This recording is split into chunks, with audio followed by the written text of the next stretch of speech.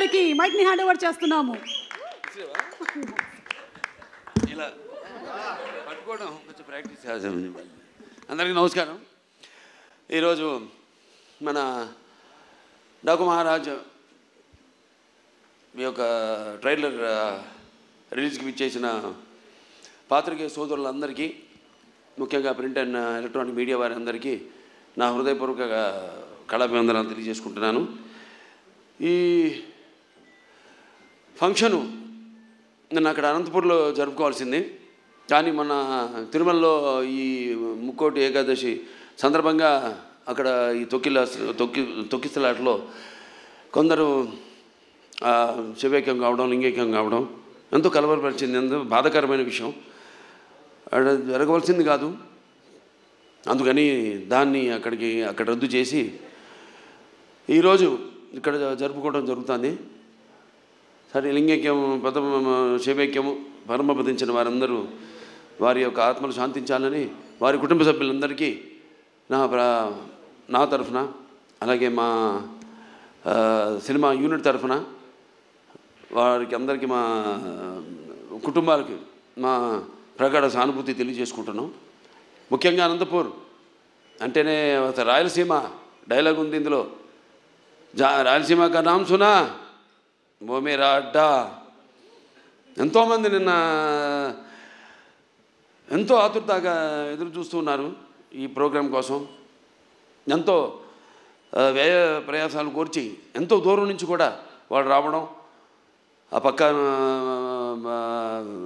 కడప కానివ్వండి, కర్నూలు కానివ్వండి, ఒకటని కాదు, అటు చిత్తూరు కానివ్వండి, అనంతపూర్ కానివ్వండి, లేకపోతే మిగతా ప్రాంతాల నుంచి కానివ్వండి, ఇటు తెలంగాణ నుంచి కానీ అబ్బాయిలందరూ తరలి వచ్చారు అక్కడికి. పేరున వాళ్ళందరికీ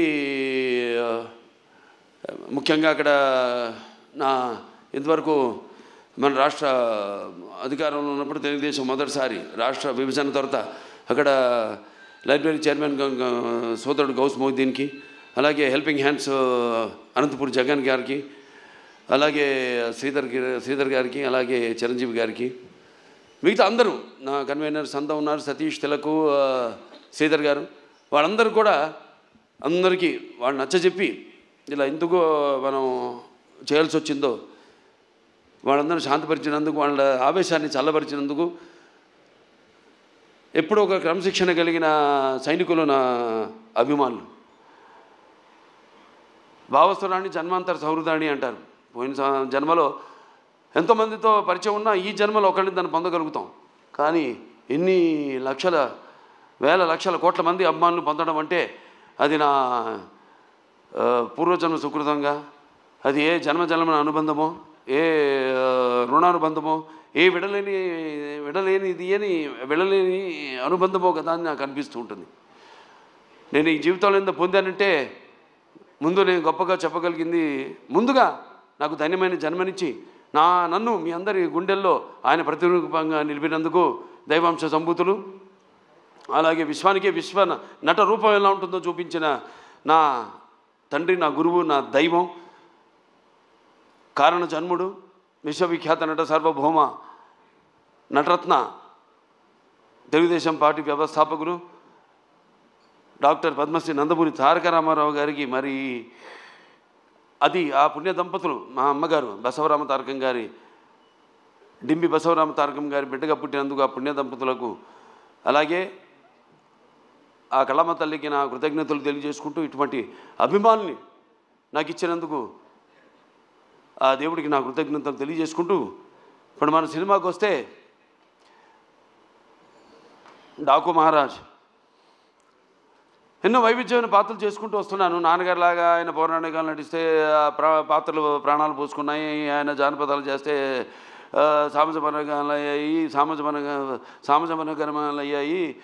అలాగే ఇట్లా ప్రతి పాత్ర మన దేశంలోనే కాదు ప్రపంచంలో చూస్తే ఎవరు అసలు చేయని పాత్రలు ఎన్నో చేసి ఆయన అటు ఒక నటనాచార్యుడిగా, అలాగే ప్రతి పాత్రలో అణువణువును నింపుకుని నటనకు ప్రాణం పోసిన ఒక నటధీశాలిగా, మరి అటు ఆయన చేసిన పాత్రలన్నీ చూసి కూడా అటు కళమ్మ తల్లి కళకళలాడింది, కర్నూలు పండుగ చేసుకుంది, గలగల నవ్వింది. అలాగే ఆ వారసత్వాన్ని పుణికిపుచ్చుకుని ఈ ఎన్నో వైవిధ్యమైన పాత్రలు, పౌరాణికాలు కానివ్వండి, జానపదాలు కానివ్వండి, సాంఘికాలు కానివ్వండి, first Indian social fiction, science fiction Aditya 369 లాంటి సినిమా కానీ, ఒక భైరవ దీపం కానివ్వండి, ఇటువంటి ఎన్నో నేపథ్యాలు ఉన్న సినిమాలు అటు సాంఘికం, జానపదాలు, పౌరాణికాలు చేయడం జరిగింది. అలాగే ఇప్పుడు మన అఖండ అయితేనేమి, దాని తర్వాత వీరసింహారెడ్డి అయితేనేమి, తర్వాత నేలకొండ భగవంత్ కేసరి అయితేనేమి, ఇప్పుడు రేపు రాబోతున్న ఈ 12 విడుదల కాబోతున్న మన డాకు మహారాజ్ అయితేనేమి. ఇందాక చెప్పారు డైరెక్టర్ గారు, డాకు మహారాజ్ డిస్కషన్స్ అప్పుడు ఏదో ఒక లైన్ అనుకున్నాం, అది సరిగ్గా నేను కనెక్ట్ కాలేకపోతున్నాను. దానికి ఏదో ఒక పాత కథలాగా అనిపించింది. మళ్ళీ ఎందుకంటే ఆల్వేస్ రీసెర్చ్, ఎప్పుడు నా మీద నేను రీసెర్చ్ చేసుకుంటున్నాను, అభిమానులు ఏం కోరుకుంటున్నారు నా నుంచి. అలాగే ఒక నేలకొండ భగవత్ కేసులో ఒక ఇన్స్పెక్టర్ క్యారెక్టర్ని నేను చెప్పడం జరిగింది. దాన్ని అంతకుముందు ఆ పాత్ర లేదు. అలా దాన్ని బ్రహ్మాండంగా మలిచారు డైరెక్టర్ అయితేనేమి, ఆ రచయితలు అయితేనేమి. అలాగే ఈ సినిమాలో కూడా ఆదిత్య 369లో శ్రీకృష్ణదేవరాయల మారువేషంలో వచ్చి కృష్ణకుమార్ని కాపాడడం, అది అలా ఉండిపోయింది. ఫ్యాన్స్ అందరి గుండెల్లో కూడా ఉండిపోయింది ఆ పాత్ర.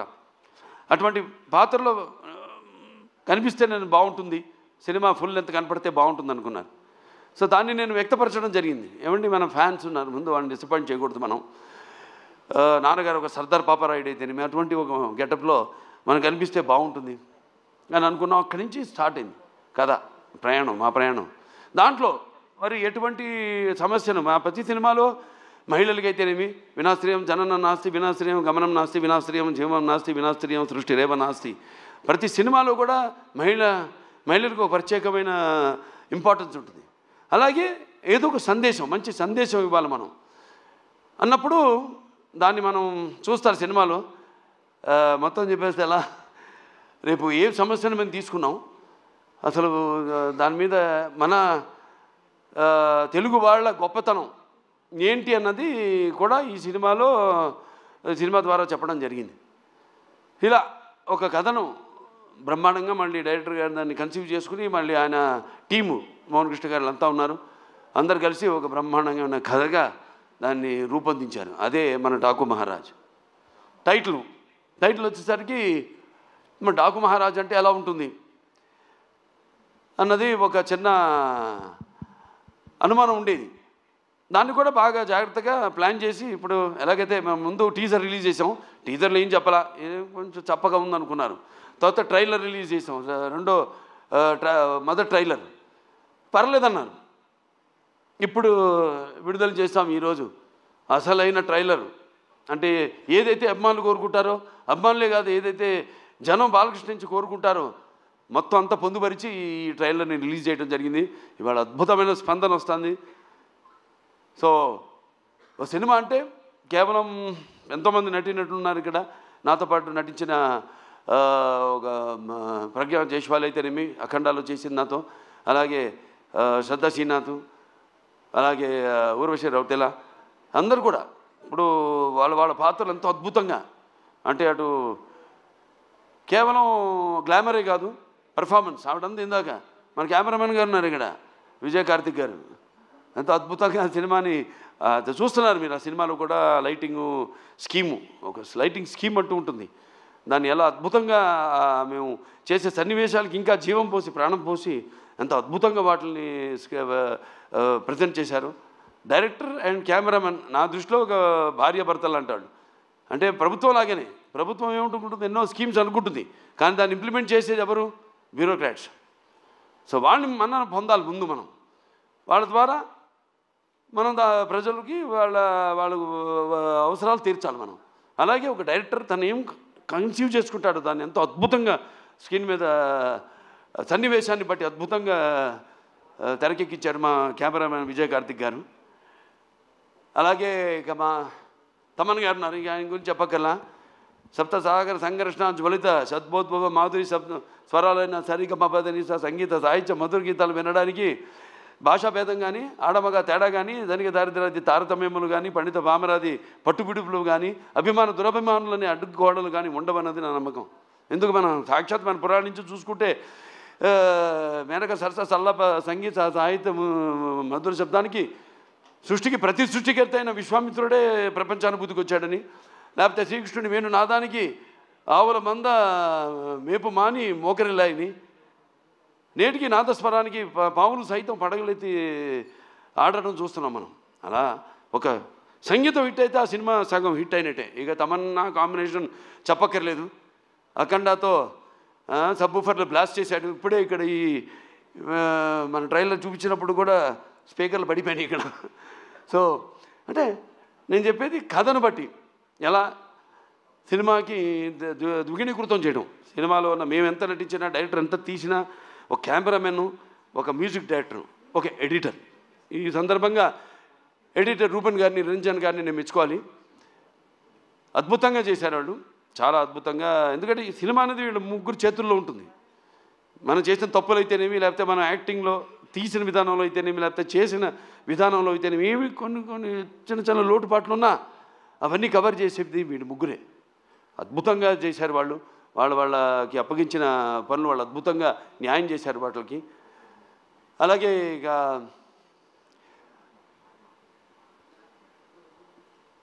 ప్రజ్ఞ జైస్వాల్ పాత్ర చాలా అద్భుతమైన పాత్ర. ఏదైతే ఆవిడకి ఉందో ఇమేజ్, మా కాంబినేషన్ ఏదైతే ఉందో, ఆవిడ అన్ని పాత్రలకి సరిపోతాను నేను అంట్లా. కాకపోతే మా కాంబినేషన్ ఒక గౌరవం ఉంది, మా ఇద్దరి కాంబినేషన్కి ఒక ప్రత్యేకమైన స్థానం ఉంది. మేము కనబడితే ఒక హుందాతనం, ఒక ఆరాధనా భావం కలుగుతుంది ప్రజల్లో. దాన్ని మేము అలా ఇక్కడ దాన్ని ఆ పాత్ర అలా వచ్చింది. ఆ పాత్రకి ఎవరు బాగుంటారని అనుకున్నప్పుడు వెంటనే డైరెక్టర్ గారితో, మన నాగవంశీ గారితో చర్చించడం జరిగింది. వెంటనే ఆవిడ అంగీకరించడం, నమ్మకం, నా మీద నమ్మకం. ముఖ్యంగా కథ కూడా పెద్ద అడగదు ఆవిడ, ఓ అని నా ఒక నమ్మకం. అలాగే ఇక మా శ్రద్ధా శ్రీనాథ్ గారు ఉన్నారు. ఇక very versatile and very potential artist. ఎన్నో ఎక్స్ట్రాడినరీ పర్ఫార్మెన్సెస్ ఇచ్చిన, అంటే అవకాశం దొరికినప్పుడు జారబెట్టకుండా అద్భుతంగా తను ఇంతకుముందు సినిమాల్లో తన టాలెంట్ ఏదో తను ప్రూవ్ చేసుకుంటూ, ఏదో వచ్చే సినిమాలు ఒప్పుకోకుండా చాలా జాగ్రత్తగా తనకి మంచి పేరు వచ్చే పాత్ర అయితేనే తను ఒప్పుకోవడం. అలాగే ఈ సినిమాలు చూస్తారు రేపు, ఎంత అద్భుతమైన పాత్ర ఆవిడది. అలాగే పేర్లు కూడా అలాగే కుదిరినాయి. ఈవిడ నందిని సినిమాలో కూడా ఆ టైపే, నందిలాగే. అంటే మన అఖండ స్టార్ట్ అనగానే ముందు కొమ్ములతో ఎలాగో అటువంటి పాత్ర సినిమాలో చూడటానికి బయటేమో చాలా డెలికేట్గా ఉంటుంది. అలాగే ఈవిడ పేరు కావేరి సినిమాలో. అంటే సినిమాలో దేనికోసం పోరాడుతున్నామో, ఏ ఇష్యూ మీద పోరాడుతున్నామో దానికి తగ్గ పేరు అలా కుదిరినాయి అన్నీ. అలాగే మన ఊర్వశి రౌతెల ఆవిడుంది. పాటే కాదు, పాటతో పాటు చాలా మంచి పాత్ర ఆవిడది. ఎలా చాలా చూస్తారు రేపు సినిమాలో ఆవిడ క్యారెక్టర్ కూడా. ఫైట్లు చేసింది, నాతో డాన్స్ చేసింది, అటు పర్ఫార్మెన్స్ చేసింది, ఇటు అందంగా కూడా ఉంది. సో అందరూ వాళ్ళ పాత్రలు ఎంతో అద్భుతంగా, ఒక శిల్పి చెక్కిన శిల్పంలాగా అద్భుతంగా వాళ్ళ క్యారెక్టర్స్కి న్యాయం చేయడం జరిగింది. ఇక మా ఫైట్ మాస్టర్ వెంకట్ మాస్టర్ గారు ఉన్నారు. ఇక ఆయన టోటల్గా అన్ని సినిమాలు వదిలేసుకుని ఈ సినిమా కేవలం ఫైట్లే కాదు, సీన్స్ అప్పుడు కూడా అక్కడే ఉండి అంత డెడికేషన్, మంచి సినిమా చేస్తున్నాం, ఓ మంచి సేవ చేస్తున్నాం మన కళామందరికి, మంచి ఒక సినిమా ఇస్తున్నాం, మనం అందిస్తున్నాం అన్న ఒక తపన. దాంతో ఆయన అన్న సినిమాలన్నీ కూడా క్యాన్సిల్ చేసుకుని ఈ సినిమాకి ప్రత్యేకంగా సీన్లప్పుడు కూడా ఉండి మరి అద్భుతమైన చూశారు విన్యాసాలు, అలాగే పోరాటాలు అద్భుతంగా ఆయన సమకూర్చడం జరిగింది. థ్యాంక్ యూ మనోజ్ గారు. అలాగే ఇక మా డాన్స్ మాస్టర్లు ఉన్నారు, శేఖర్ మాస్టర్ గారు, శంకర్ మాస్టర్ గారు. వాళ్ళు ప్రతి ఒక ఆయనేమో థీమ్ సాంగ్ చేయడం జరిగింది, శంకర్ మాస్టర్ గారు. శేఖర్ మాస్టర్ గారేమో మా రౌతెల ఊర్వశి రౌతెల నా పాట ఆయన కంపోజ్ చేయడం జరిగింది, డాన్సు. ఇంకా మోహన్ కృష్ణ గారు మంచి కాలక్షేపం నాకు. ఆయన అక్కడ లొకేషన్లో రకరకాల విషయాలు మాట్లాడుకుంటూ ఉండేవాళ్ళం. డైరెక్టర్ గారు చెప్పారు ఇందాక, త్వరత బయట పెడతాను ఏమిటని ఆ విషయాలన్నీ. సో ఎంతో అద్భుతంగా అన్నీ మాట్లాడుకునేవాళ్ళం. ఏముంటే నాకు చిన్న చిన్న పాత్ర ఇంకా ఏదైనా చేయొచ్చు అన్నప్పుడల్లా ఈయన మీద పడేవాడిని. ఆయన ఎప్పుడు నాకు కోపం వస్తుందో తెలీదు. ఆయన ఏంటి అలా పాపం అలాగేనండి అంటూ తలూపుతుండేవాడు అన్నిటికైనా. కానీ మళ్ళీ ఆయన కాదన్నప్పుడు మళ్ళీ దాని గురించి మళ్ళీ ఆలోచించేవాడిని. అవును, నేను ఆవేశంలో అన్నాను, ఎందుకు ఏంటి ఆయన ఎందుకు అన్నారు, ఇవన్నీ కరెక్ట్గా సమపాళ్ళల్లో బ్యాలెన్స్ చేసుకుని సో సినిమా ఇంత అద్భుతంగా. అలాగే మా ఎడిటర్ అదే చెప్పాక రూబెన్, నిరంజను, దాని తర్వాత ఆర్ట్ డైరెక్టర్ అవినాష్, అందరూ ఒక మంచి కలయిక. అలాగే బాబీ డియోల్ గురించి చెప్పాలి. అదే చెప్పే డైరెక్టర్ గారు ఎంతో అద్భుతంగా చేశాడు ఆయన పాత్రని. దాన్ని కూడా రకరకాలుగా అనుకున్నాం, ఎలా చేద్దాం. ఆయనకేమో ఆ ఇమేజ్ ఉంది, ఏది యానిమల్ సినిమా ఇమేజ్. నన్ను డాకు అంటే ఒక దొంగ, లారెన్స్ ఆఫ్ అరేబియా, ఇవన్నీ మంచి ఒక నేపథ్యంలో కొత్త ఎవరు అందరూ ఎంతో కష్టపడి పనిచేశారు. ప్రతి ఒక్కరు కూడా అభిమానికి ఆత్మాభిమానితో కూడిన అభిమానులకి తేడా ఉంది. అది ఎట్లా అంటే సో వీళ్ళందరి యొక్క నేను ఏదైతే చేస్తానో ఒక సినిమాని నా నిర్మాత కావడం అనేది నాకు చాలా గర్వంగా ఉంది. సో అటువంటి మంచి నిర్మాత ఇండస్ట్రీకి, నాకే కాదు ఇండస్ట్రీకి అభిమానులందరూ, ప్రేక్షక దేవుడు కూడా అందరూ కూడా 3 సినిమాలు వరుసగా ఒకదానికొకటి సంబంధం లేకుండా సినిమాకి స్టార్టం తగ్గినప్పుడు మళ్ళీ ఒక 2వ ఇన్నింగ్స్ అంట. నాకు అది కాదు, చూపిస్తా ఇంకా ముందు అఖండ తర్వాత ఏంటో నా యొక్క ప్రస్థానం ఇంకా ఈ చలనచిత్ర పరిశ్రమలోని అదంతా. నేను అన్నాను ఇంతకుముందు, ఏం చూసి ఇతనికి ఇంత అహంకారం అని అనుకుంటారని, నన్ను చూసి నాకే ఒక ఇదని, ఒక పదులైన పొగరని. చాలా సంతోషం, ఎందుకంటే నాన్నగారే నాకు ఇన్స్పిరేషన్. అలాగే ప్రేక్షక దేవుళ్ళు వాళ్ళు ఇస్తున్న ప్రోత్సాహం. ఒక సినిమా పూర్తి చేసుకుని ఆ సినిమా ఎలా ఆడుతుందా అని నిద్రాహారాలు మానేసి దానికోసం ఎదురు చూస్తున్నప్పుడు ఆ సినిమా విజయవంతం చేసి మా వెన్ను తట్టి ఇలాంటి సినిమాలు ఇంకా ఇవ్వండి అని మనల్ని ప్రోత్సహిస్తున్న ఈ ప్రేక్షక దేవుళ్లకు నేను ఎంతో రుణపడి ఉన్నాను.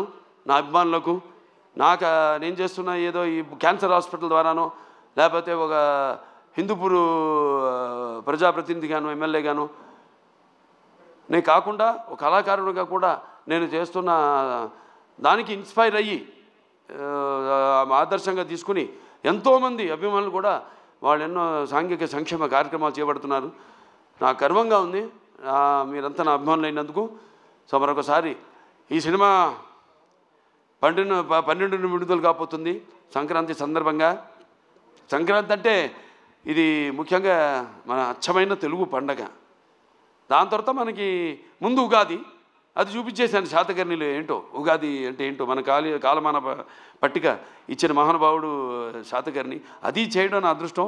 మళ్ళీ సంక్రాంతి నా పండగ కావడం అంటే నా ప్రతి సినిమా ఏదైతే సంక్రాంతికి అయినాయో అన్నీ కూడా ఘన విజయం సాధించిన సినిమాలే.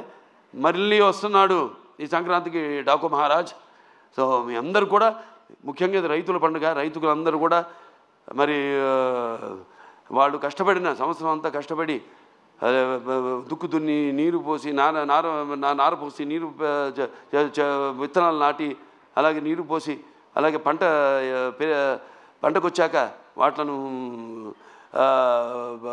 మళ్ళీ బస్తాలకి నింపి బండ్లకు ఎక్కించి వాళ్ళ జేబులు వాళ్ళ కష్టంకి ఫలితమే నిండి ఎంతో ఉత్సాహంగా జరుపుకునే పండుగ మన అచ్చమైన సంక్రాంతి పండుగ. అలాగే ఈ గొబ్బెమ్మలతో, ఈ భోగి మంటల వెచ్చతనంతో, అలాగే హరిదాసుల కీర్తనలతో, అలాగే పిండి వంటలతో, కొత్త బట్టలతో, అల్లుళ్ళు